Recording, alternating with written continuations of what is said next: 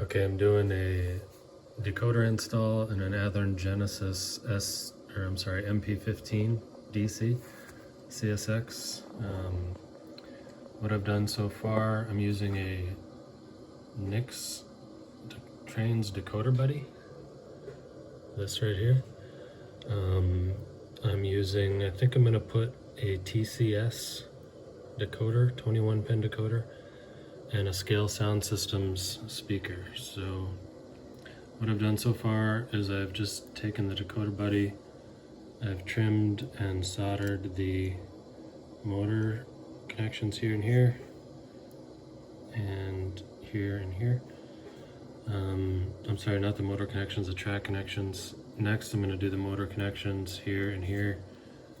This one is a little short, so I think I'm going to desolder that and put a longer wire so it'll reach over there. Then I'm going to do the Scale Sound Systems speaker. I really love these speakers. Custom enclosure to fit the Athearn Genesis MP15, and they sound really good. I really like them. What else I've done so far is I threw a little guy in the seat there. I put him facing sideways, kind of because it's a switcher, and he'll be going both ways. That way it doesn't look like he's not looking where he's going.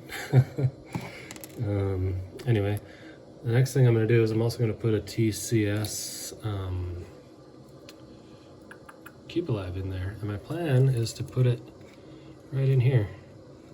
It's a little bit big, it's just a hair big. I think what I need to do, I've seen some other people do this, is break this apart and widen it just a hair so I can fit that inside there. And it's actually open, like if you look in here, it's actually open in there, so I can slide it right in. It's the perfect place for it. Hopefully that works. Okay, for some reason I can't de-solder this. It's like that solder is really hard. It takes a lot higher temperature. When I put the solder, like the solder that I'm using, to my iron, it melts instantly.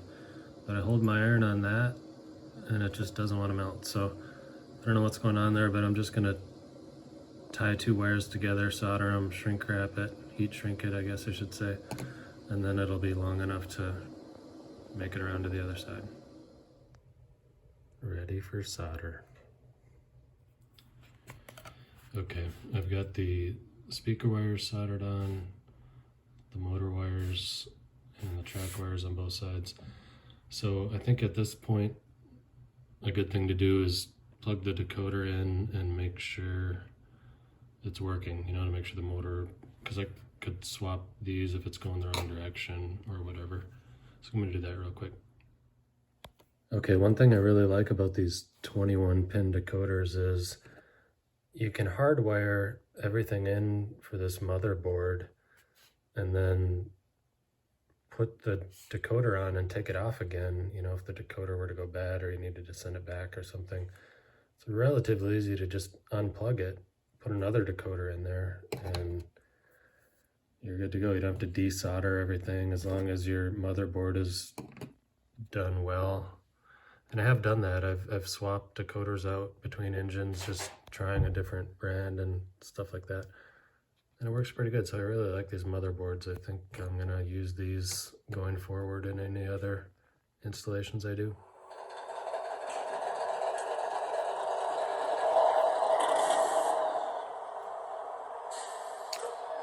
Okay, this is just a quick test to make sure that it's wired properly. You can hear one of my other engines starting up in the background too when I put track power on, but we'll just give it a quick run here and make sure it's working. Let me get my controller plugged in. So it should be Loco 03 from the factory. Oh, there it is. Okay, that's working. I've got forward selected. Let's see. Yep, that's the right direction. So it should go the other direction as well. There we go. And it's got the wrong sound file right now. I don't know why it's cutting out right there. Might be a dirty section of track, but for the most part, it looks like it's working good. Okay, so next I've got to redo this little housing area where I'm going to stick the Keep Alive. So I'm going to take that apart and see if I can get it back together with the Keep Alive in there. So as I'm looking at this, I'm trying to fiddle with the little housing here, and I'm doing it while it's on the shell, trying not to break handrails and stuff, and I'm staring these screws right in the face, and it suddenly dawned on me that I could just disconnect this cab interior and work on it separately and not risk breaking handrails. So how nice is that? I don't know why it took me so long to realize it, but there you go. Okay, I did something a little different. I was going to put it in here. I had seen people do that, and I thought, why not? It's perfect. It's the perfect space for it. And as a matter of fact, I thought I was going to have to break this apart and make it a little bigger. It does fit in there without breaking it apart, but the end of the Keep Alive is a little fatter, so it was sticking out right here. That wasn't going to work because it gets in the way of the clip of the cab. So I thought, oh, I guess I will have to break it apart and shove it all the way in there. But then I realized I had some empty space right here. And so what I did was I glued down a little piece of styrene across the metal frame of the locomotive, and here too, to keep the decoder buddy from resting on the metal frame. And then I set the Keep Alive right on top of it. I think I'm going to maybe glue it down there. And that way I don't have to break this thing apart, and it fits there. So why not? Okay, so here you can see the pieces of styrene that I glued down. This little screw post was left over from the factory decoder. I just put this one here because there was nothing holding this end of the decoder buddy, and it wanted to rest on the metal frame. I didn't want that. And then I put this one here to hold the Keep Alive. And I think that's going to work.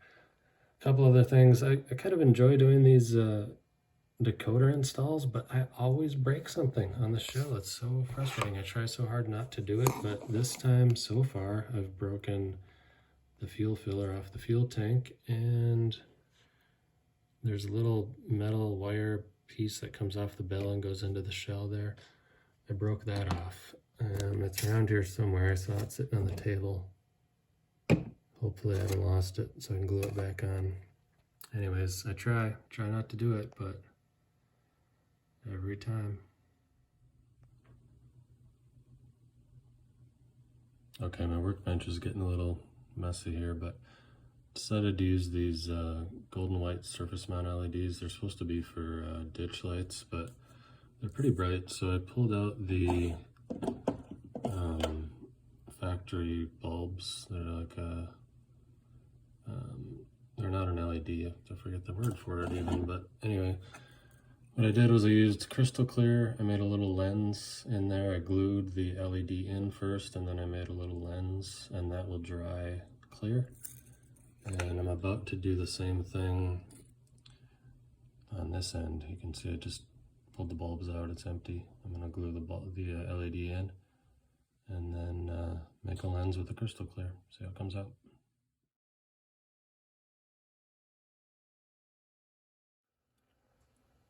Okay, I've got the lights in. I got the crystal clear in there, and it's dried clear.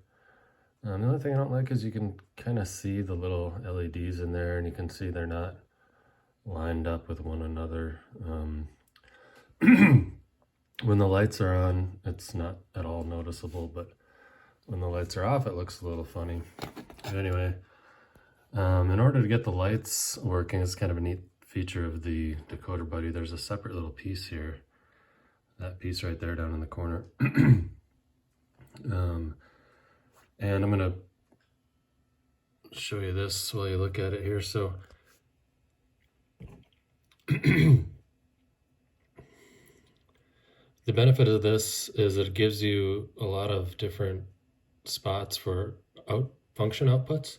So you do a lot of different lighting outputs if you wanted to. In my case, I'm not doing ditch lights or anything like that, just the headlights, that's it. So I don't really necessarily need all this, but one other advantage is this piece I can I can solder everything onto this piece and then afterwards plug it onto that. And if I want to remove the shell, I can unplug this and it'll stay connected to the lights over here. So that's kind of a neat feature. I'm going to go ahead and solder these on and show how it looks. Okay, trying to follow the diagram here. Rear headlight, front headlight, positive pads. I could have used any one of those, I suppose. I just, did this and this, this and this. And if you look there, it's, what's good about this thing is it's really small. It fits a lot of places, but man, it's really small. I have a really hard time. I'd use a magnifying glass to do this, and I think I got it. If you noticed, I noticed there was a lot of bare wire left over on these. This side I tried to trim it a little shorter.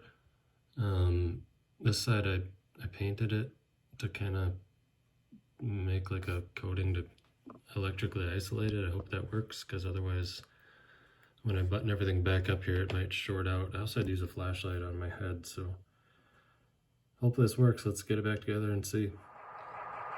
Well, I got it back together. It works. There's one problem where I put the keep alive, I thought was gonna fit, doesn't fit. You can see the little gap there. It's causing the shell to pull. It's pushing on the shell right underneath this hatch here. I thought it was gonna fit, but so I'm gonna have to take it back apart and put it inside the control stand like I was gonna do. But let's see here, the lights work. Quite bright actually. But they look good. Try this side real quick.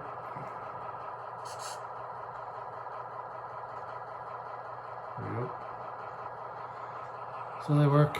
Now we gotta program the locomotive to the way I like it, and I think I'm gonna do that and make another video kind of showing what I like about these TCS decoders. So thanks for watching.